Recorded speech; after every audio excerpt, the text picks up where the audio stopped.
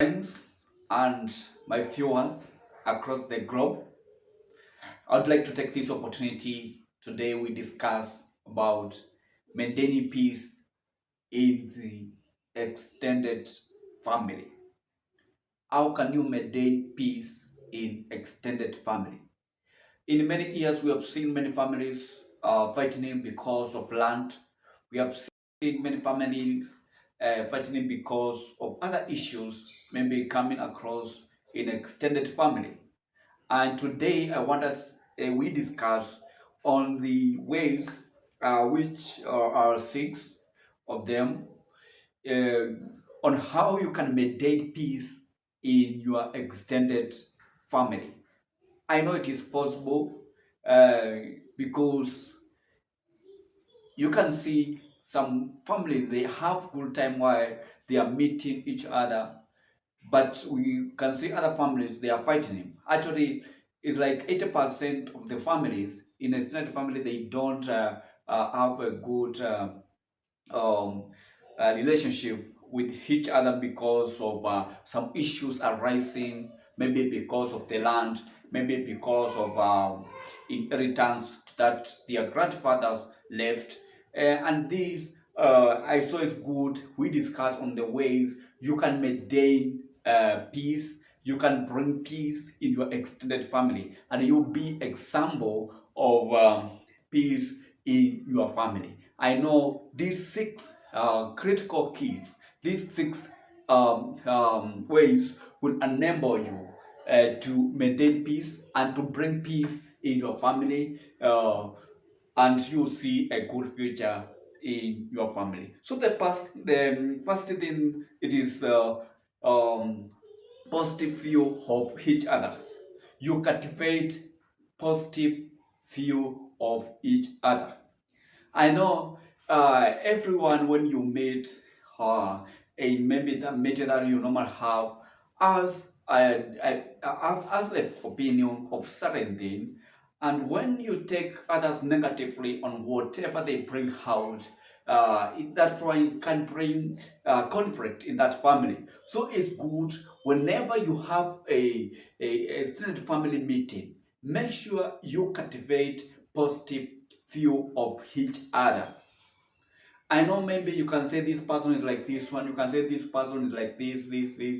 Don't take that person negatively. Just have a positive view of each other and ensure that you don't comment negatively of your extended family members. Just have positive view of your extended family members. And when you cultivate a positive view of each other, you bring peace in your family. But when you start commenting negatively for your family members, extended family, or you have a group of certain family members, then you start discussing another person negatively, that will bring a conflict in your extended family. So if another person raises a certain issue, don't take it negatively. If the issue that or the opinion that he has raised, it is not good for the family,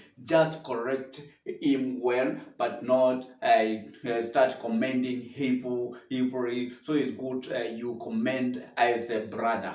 Comment it as a brother, not as an enemy. It's good that you cultivate a positive view towards your family members. That is number one. Number two key that can bring peace in extended family is that never resort to being abusive. Never resort to being abusive. Do not react with the verbal or physical abuse in your extended family. If someone has wronged you, or someone has done something which are abusive, don't do that. Because when you engage a physical fight, which result with a conflict, and you find the peace that you wanted to bring in your family will not be there. So it's good that you ensure that you never resort to being abusive in your family. Whenever you have disagreement, I know sometimes you have disagreement, and disagreement does not mean that you will not maintain peace. You can maintain peace even having those disagreements. You can come to them and tell them, this one is not good, let's follow this way, and they will start trusting you, and they will start maintaining a peace in your family. So it's good that you not resort into abusive, especially physical. You can engage physical abuse like frightening. That one is not good. So even verbal, don't use verbal abuse because it can result to conflict in the family. So that is the second one. The third key that can maintain peace in an extended family, it is that practice sharing and giving. Practice sharing and giving. I know this one, it will bring peace in your family. Now, you can arrange a meeting, a party for the extended family. Like every year, you can decide that at the end of every year or at the start of every year, we shall be having a meeting. And this meeting, we shall be having a party where you come together, then you share views and you share things that you wanted to achieve as extended family, not as your own family, but the extended family, because there are some things you need to achieve together. For example, let's say your parents are there. If your parents are there, you can come and talk to your extended family, and then you start planning. You start planning on how to achieve certain things, on how to help your people, on how to achieve certain goals that maybe you wanted in your future. So it's good that you make sure that you start sharing and also giving. If your family member has a problem, just give. If is facing financial problem, just help. Give out. Give him or her whatever they lack, and you find that you are cultivating peace in that family. So ensure that you do that, and when you follow that, there will be peace in your family. Make sure you give. Don't let your family to suffer when you have something that you can share with them. Another thing is to listen attentively. Just listen attentively to your family. That is number 4. Now, I know when you gather in a meeting, everyone gives out views, gives out opinions. So in those opinions, you are supposed to listen to your brother or sister, whatever she is giving out.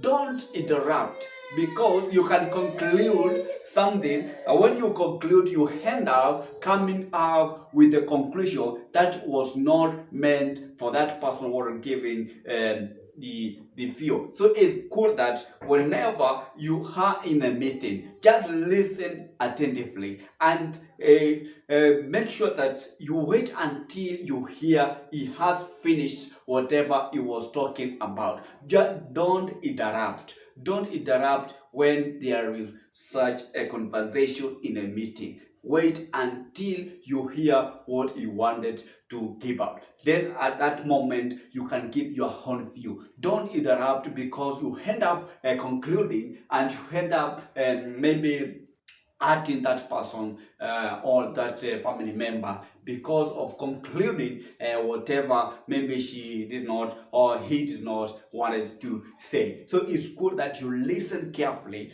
whatever they need to say here in their point. Don't interrupt in between, because in the future or at that moment, it can bring conflict because of concluding whatever they did not wanted to say in that meeting. So listening is very important, and it's a key of bringing peace in the family.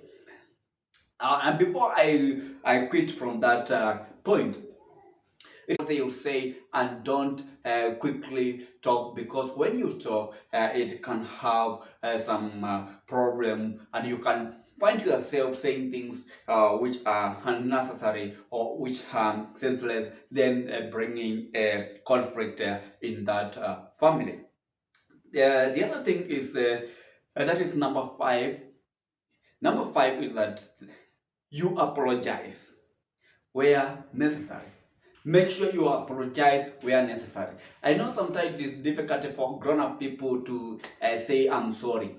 Yeah, it is difficult to say I'm sorry, but that one will bring peace in the family. So whenever you find yourself you have done something wrong, maybe you have committed wrongly, and you need to bring peace in the family, just say sorry. Sorry will not harm you. Sorry will not harm you. Just say sorry, apologize for whatever that you have done, and you find that peace is in your extended family. Don't fight back. Don't revenge. Just say sorry. I've done this one, and I seek for forgiveness, and they will forgive you. So the last thing, because I want to just combine those two, it is forgiveness. Now, if you can ask for apology, also forgive the other partner or who has wronged you. Just say I have forgiven you for whatever that maybe you have done for me. So it's good that you ensure that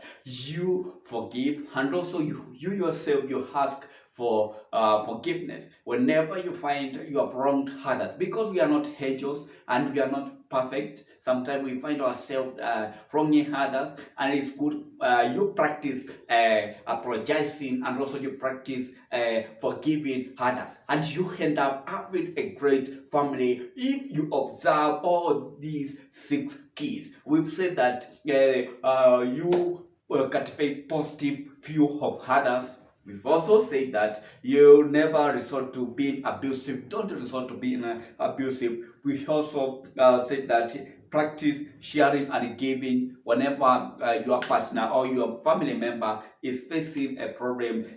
Practice sharing and also giving. We also said that is number 4. You listen attentively. Don't interrupt while others they are making their own point. Make sure that you listen to them carefully, and you end up having a good family, because whenever you make your own point, you know the other partner what he has stated, so you will answer or you will comment effectively without making any mistake there, or concluding what others they were saying. Then the last 2 points, we've said that you apologize and then you forgive. So it's good that you apologize and you forgive. So these are the 6 keys that they bring peace in your family. So make sure you practice them, and you end up creating peace in your family. The family that had no peace, and you find that one it has peace. So for this, because I normally bring these wisdom things or wisdom videos, I urge you to subscribe to my YouTube channel, that is PSN TV. There you will get a lot of videos, and soon I'll be bringing the ways or the way to determine whether your wife respect you. That I'll be bringing soon. So I think it's tomorrow. It will be tomorrow. So make sure you subscribe to that YouTube channel, and you'll find many videos that will encourage you. You'll find videos that will make you to maybe to have a good life and get wisdom that you need to stay in this world. God bless you so much for listening to this.